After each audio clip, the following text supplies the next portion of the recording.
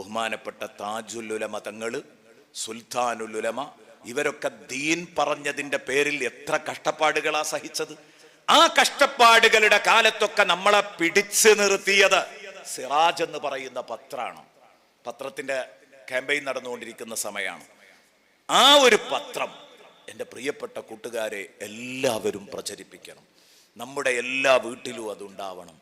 നമ്മുടെ എല്ലാ വീട്ടിലും അതെത്തണം.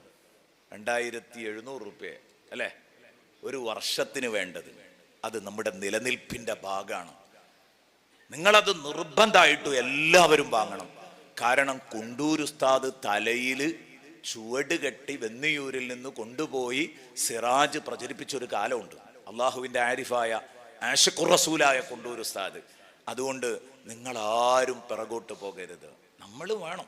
പത്രം എന്ന് പറഞ്ഞാൽ വായിക്കാനുള്ളത് എന്നുള്ള കൺസെപ്റ്റ് ഒന്നും വേണ്ട. അതൊക്കെ മാറ്റി വെച്ചേക്ക്. അത് നമ്മുടെ ജിഹ്വയാണ്. അത് വിജയിപ്പിക്കേണ്ടത് നമ്മളാണ് എന്ന ഒരു ചിന്ത. എൻ്റെ വീട്ടിൽ ഒരു പത്രമുണ്ട്. എനിക്ക് തന്നെ 2 വീടുണ്ട്. 2 വീട്ടിലും പത്രം വരട്ടെ. 3 വീടുണ്ട്. 3 വീട്ടിലും വരട്ടെ. ആ ഒരു അവസ്ഥയിൽ കാര്യങ്ങൾ ചിന്തിക്കണം. ഒന്ന് പോരെ വായിക്കാൻ എന്നിടത്ത് മാറണം. ഞാൻ പറഞ്ഞു വരുന്നത്, ഒരു കാലഘട്ടത്തില് ദീൻ പറഞ്ഞതിന്റെ പേരില് വളഞ്ഞിട്ട് ആക്രമിച്ചപ്പോൾ അന്നതിന് മറുപടി പറയാനുണ്ടായിരുന്നത് ഈ പത്രമാണ്.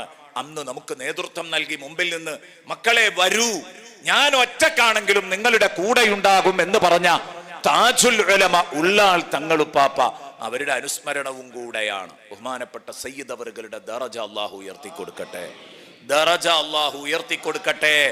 യാ അല്ലാഹ്, മഹാനവറുകളുടെ ദറജ നീ ഉയർത്തണേ അല്ലാഹ്.